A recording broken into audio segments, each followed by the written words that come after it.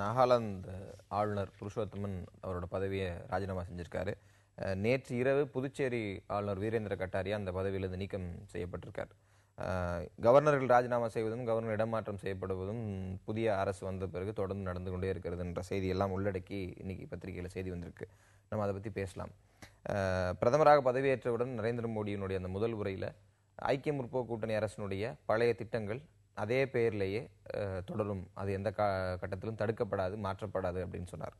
திட்டங்களே தொடரும் போது ஆளுநர்கள் தொடர்வதில் என்ன சிக்கல்? அதாவது திட்டங்கள் தொடரும் என்று சொன்னது மாத்திரமல்ல, 450க்கும் மேற்பட்ட திட்டங்கள் அவர்களே ஏற்கனவே வைத்த இந்திரா காந்தி, ராஜீவ் காந்தி போன்ற பெயர்களிலே தொடர்கிறது. அதிலேயெல்லாம் பெயரை மாற்றுவதற்காகவும் திட்டங்களுடைய பெயரை மாற்றுவதற்காக நேரத்தை செலவிட நான் விரும்பவில்லை என்று சொன்னதிலே தெளிவாக இருக்கிறார்.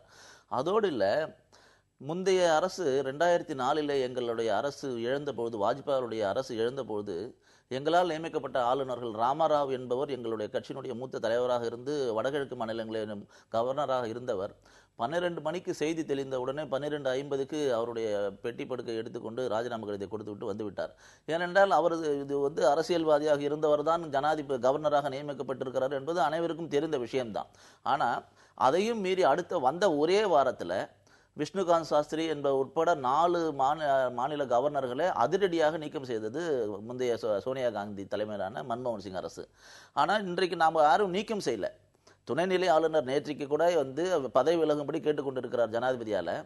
ஒரு சில ஆளுநர்கள் 86 வயதில் கூட குஜராத்தினுடைய முதலமைச்சருக்கு எந்த அளவுக்கு தொந்தரவு கொடுக்க முடியுமோ, அதாவது ஜனநாயக நெறிமுறைகளுக்கு மீறாக அதை மீறி அவர்கள் அந்த அளவு தொந்தரவு கொடுத்து கொண்டு ஒரு தேர்ந்தெடுக்கப்பட்ட மக்களால் தேர்ந்தெடுக்கப்பட்ட ஒரு முதலமைச்சருக்கு எந்த அளவுக்கு தொந்தரவு கொடுக்க முடியுமோ அந்த அளவுக்கு தொந்தரவு கொடுத்தவரை இன்றைக்கு வேற மாநிலத்துக்கு மாற்றிருக்கிறார். ஏனென்றால் இவர்கள் உடனே சட்டத்தினுடைய இதை எடுத்துக்கொண்டு நாங்கள் கவர்னரை நீக்குவதற்கு மத்திய அரசுக்கு அதிகாரம் இல்லை என்பது போல ஒரு செய்தி இருக்கிற காரணத்தினால அவர்கள் கவர்னரை மாற்றுவதற்கு மத்திய அரசுக்கோ ஜனாதிபதியோ யாரையும் கேட்க வேண்டிய அவசியமே இல்லை.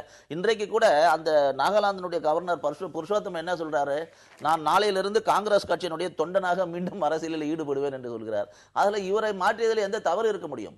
இவராக முன் ராஜினாமா செய்திருக்க வேண்டும். 2004 காங்கிரஸ் செய்ததான் இப்ப 2014 நாங்க செய்யறோம். இதுல அரசியல்வாதிகள் தான் காங்கிரஸ் ஆளுநர்களா வர்றாங்க, இதுல ஒன்றும் பேச வேண்டிய விஷயங்கள் எதுவும் இல்லைங்கிற அளவுல ஸ்ரீதர் சொல்ல கருத்து நீங்க ஏத்துக்கிறீங்களா? முதல்ல இந்த ஆளுநர் பதவி என்பதே எந்த முக்கியத்துவமும் இல்லாத ஒரு பதவி தான்.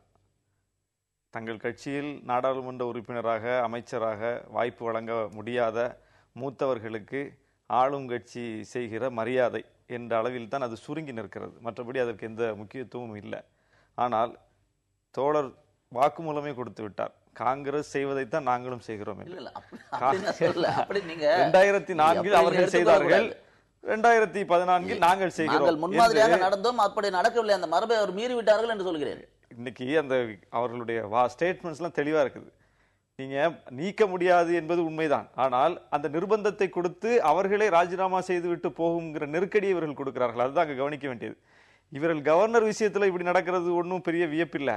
ஆனா இன்னைக்கு நீதிபதி நியமனத்திலேயே இந்த நிலைப்பாட்டைத்தான் பாரதிய ஜனதா அரசு செய்கிறது, மோடி அரசு செய்கிறது.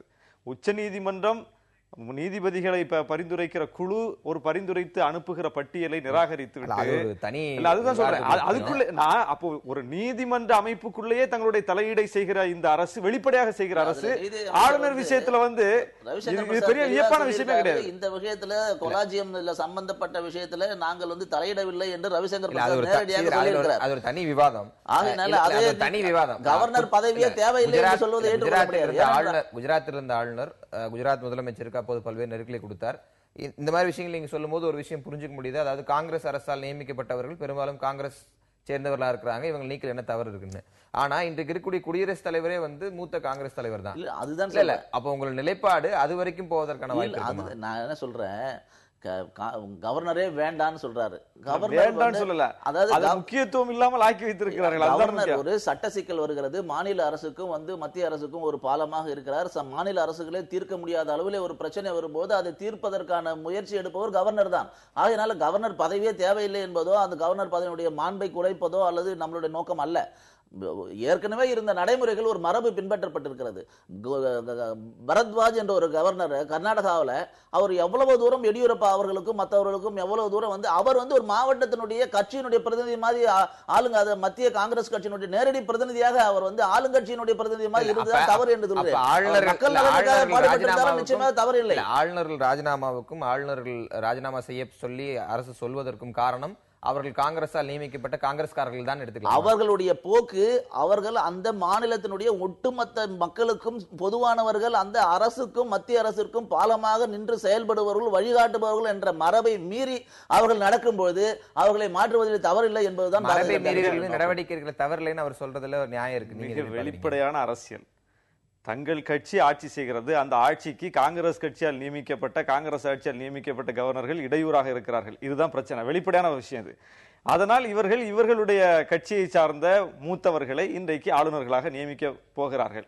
அதை அவங்கள மாற்ற முடியாது, அதற்கு அரசியல் சாசன சட்டம் இடையூறாக இருப்பதனால் ஒரு இடையூறை கொடுத்து அவர்களை ராஜினாமா செய்து விட்டு போகிற நெருக்கடி அவர்கள் மீது ஏற்படுத்துகிறது மோடி அரசு. இந்த தலைப்புல இந்த அளவு வார்த்தை செய்வோம். இடைவேளைக்கு வேறு தலைப்பை பற்றி பேசலாம்.